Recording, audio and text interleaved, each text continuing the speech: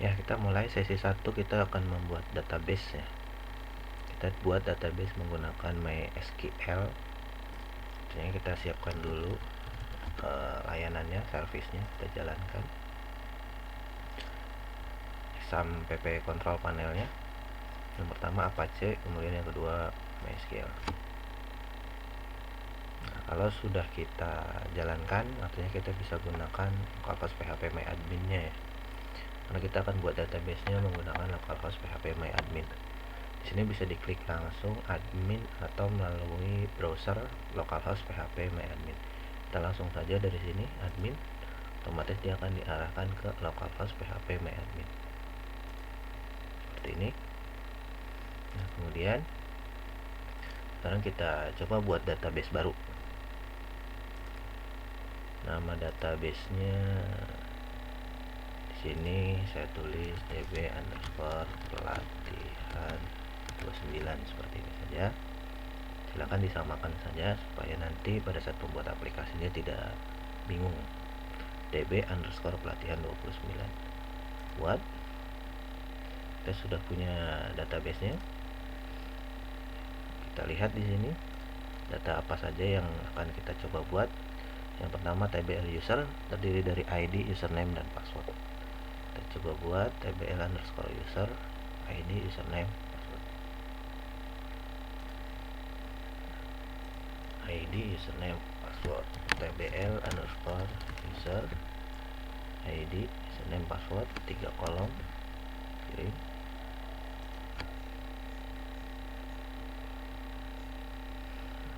ID integer saja, kemudian primary dan auto increment. Kemudian untuk username varchar, ini tidak usah diisi, panjangnya saja 50. Kemudian password, jadi kita gunakan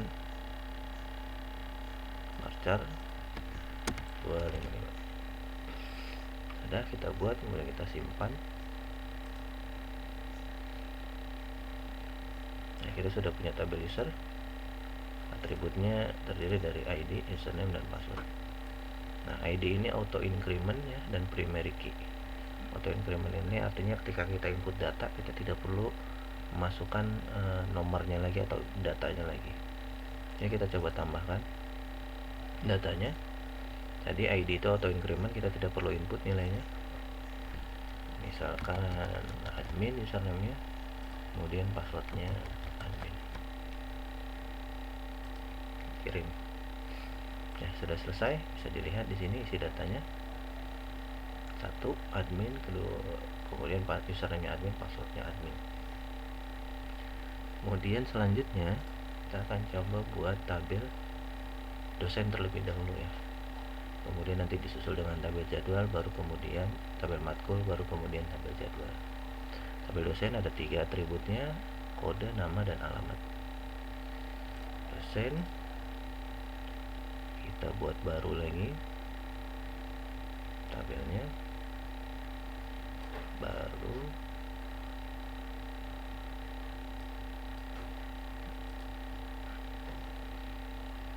Di sini lebih 1, kita abaikan saja, nanti otomatis akan hilang. tbl_dosen, kd dosen, kemudian nama, kemudian alamat. Kita lihat kembali kode, nama, alamat. Kode integer, primary key juga, auto increment-nya kosongkan saja, jadi isi nama varchar, panjangnya 50. Kemudian alamat kita masukkan teks saja. Ini kita abaikan saja, otomatis nanti akan hilang kalau kita save. Sudah ada tabel dosen di sini, kode, nama, dan alamat.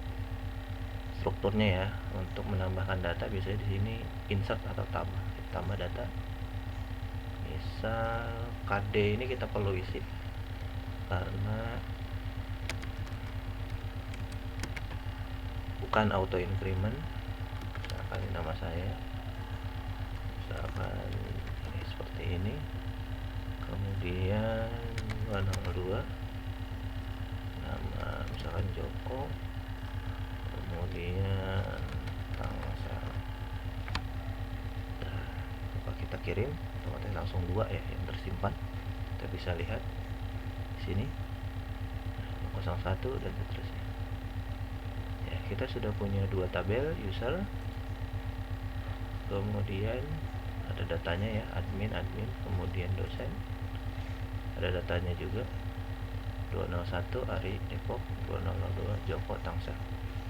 Kemudian selanjutnya kita akan tambahkan tabel lagi, yaitu tabel matkul, sama 3 ya, 3 atributnya, 3 fieldnya, kode, nama, dan SKS. Kita buat matkul tbl underscore matkul, tbl underscore matkul, kd underscore matkul, kemudian nama di sini maksudnya nama matkulnya, kemudian SKS. Pada matkul integer primary. Oke. Nama varchar panjangnya 50 saja. Kemudian SKS itu integer. Ya, karena nanti ada 2, ada 3 SKS seperti itu. Kemudian kita simpan. Kita lihat di sini kode, nama, SKS. Kita tambahkan datanya untuk tabel matkul. Misal di sini 3001, matkulnya algo tuh misal, SKS-nya 2. Kemudian di sini 3002, misalkan web 2, SKS-nya 3. Kirim. Kita lihat sudah ada matkulnya 301, namanya algo 1, SKS 2, dan seterusnya. Nah, tahap selanjutnya kita akan membuat tabel jadwal. Nah, ini bisa dilihat jadwal ini berrelasi dengan dosen dan matkul. Ya, artinya kita memasukkan nanti satu atribut yang sama dengan matkul dan satu atribut yang sama dengan dosen. ID, kode dosen, kode matkul, ruang, dan waktu. Ini atribut tambahan untuk keterangannya ya. Jadi ada 1, 2, 3, 4, 5 atribut. Kita buat tbl jadwal, tambah lagi di sini ID ya, kemudian namanya tadi tbl jadwal.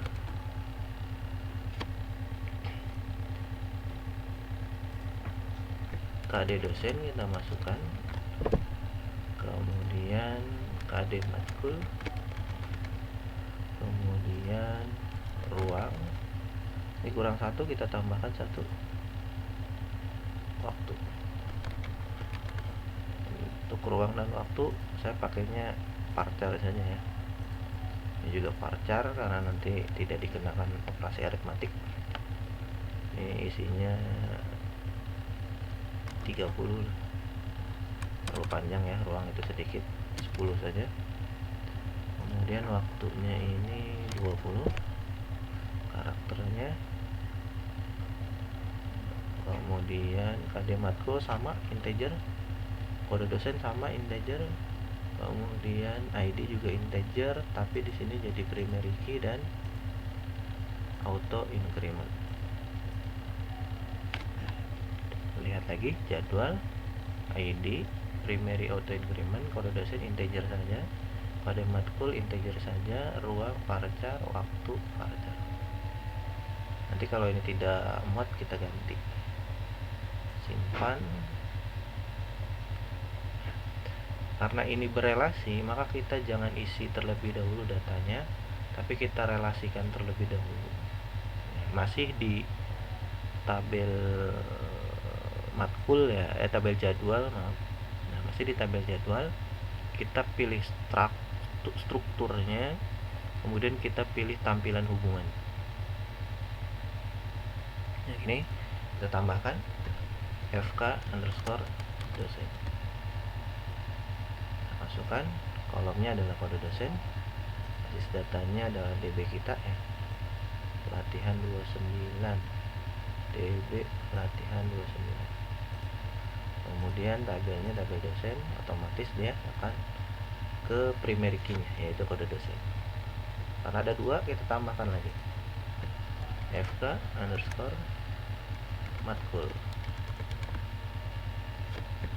Seperti ini. Kita tambahkan, pilih kolom kode matkul, DB-nya sama 29.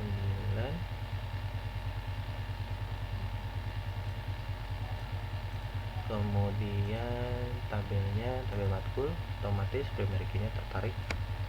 Nah, ini sudah kita buat, simpan. Sudah berhasil.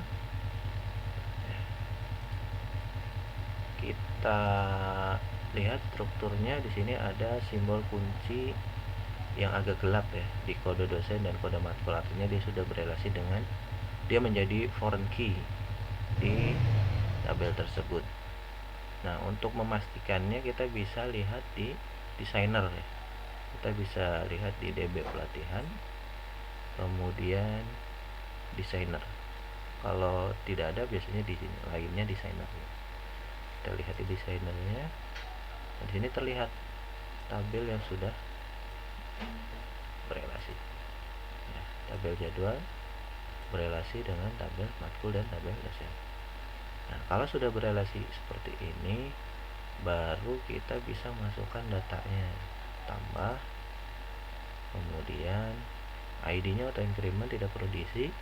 Nah, karena sudah berelasi, dia otomatis jadinya drop down seperti ini ya.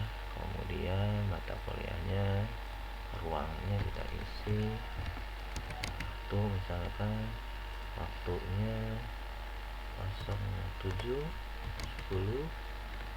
sampai 09.00, seperti ini.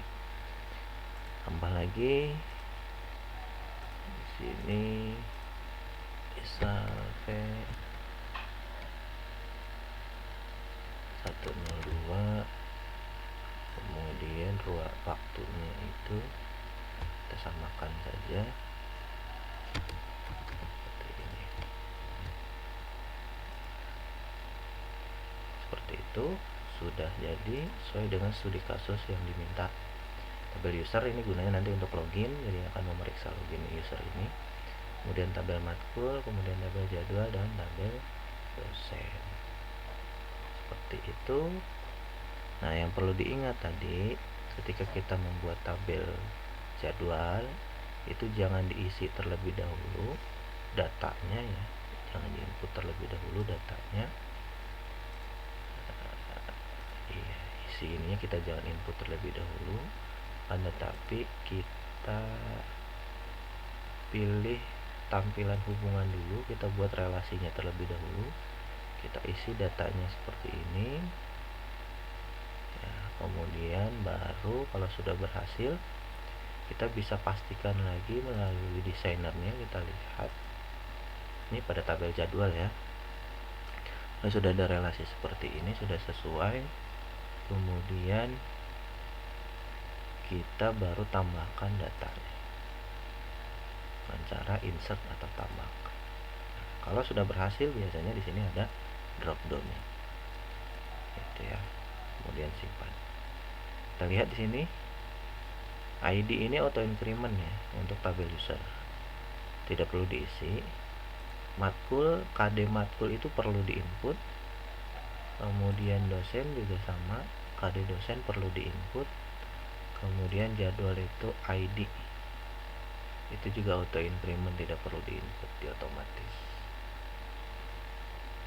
Pokoknya sesuai dengan namanya, yang ID itu tidak perlu diinput, harus dipilih auto increment-nya ya.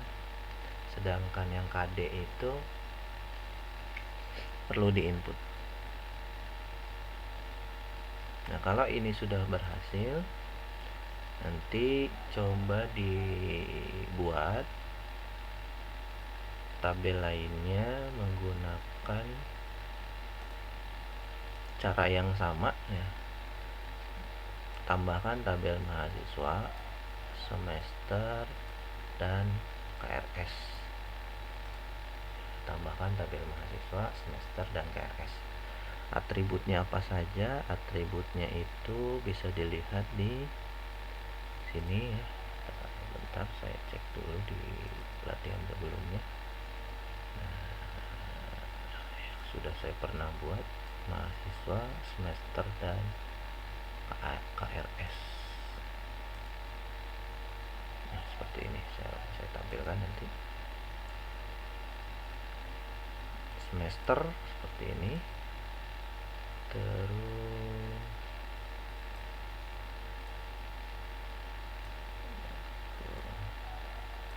KRS seperti ini, kemudian mahasiswa seperti ini. Matkul sudah kita buat, jadwal sudah kita buat, tadi sudah saya contohkan ya. Kemudian dosen juga sudah saya contohkan. Yang ditambahkan adalah 3 ini, paling atas nih, saya geser paling atas. Saya coba perbesar. Nah, ini 3 ini yang perlu ditambahkan.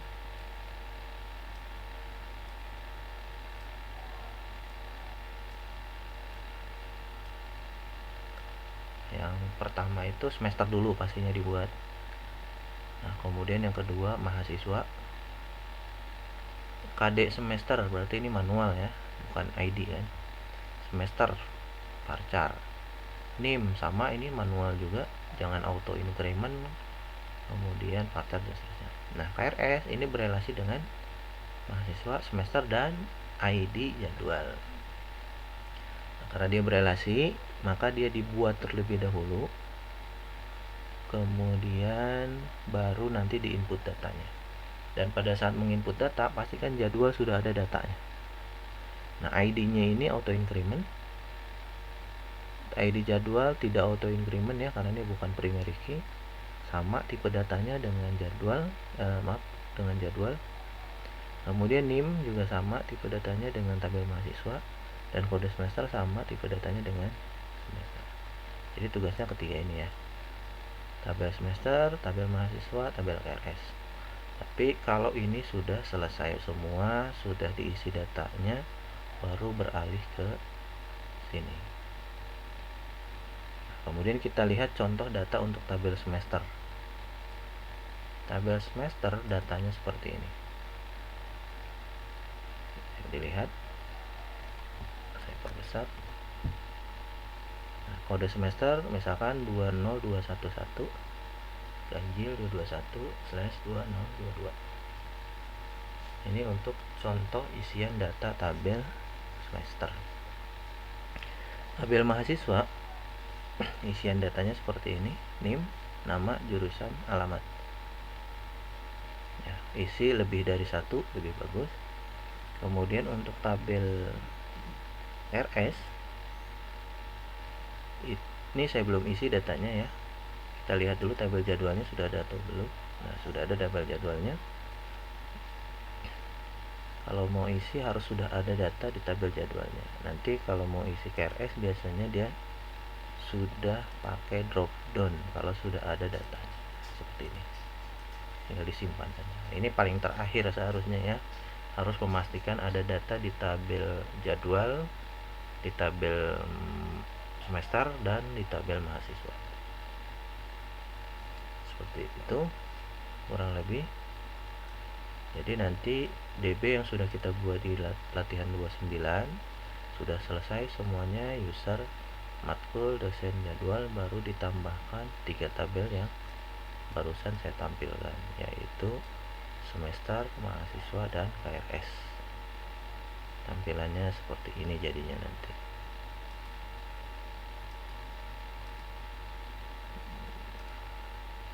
dilihat di desainernya. Ini berantakan lagi ya karena dia diperbesar tadi. Tabel KRS yang kita lihat, nanti yang kita tambahkan KRS, kemudian semester dan mahasiswa.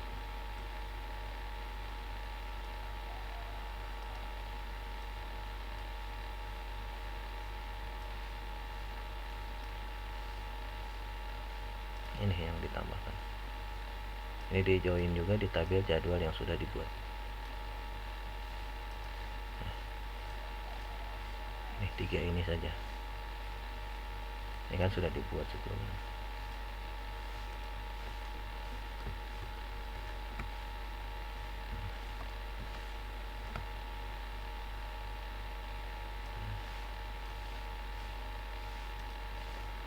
Silahkan coba dibuat.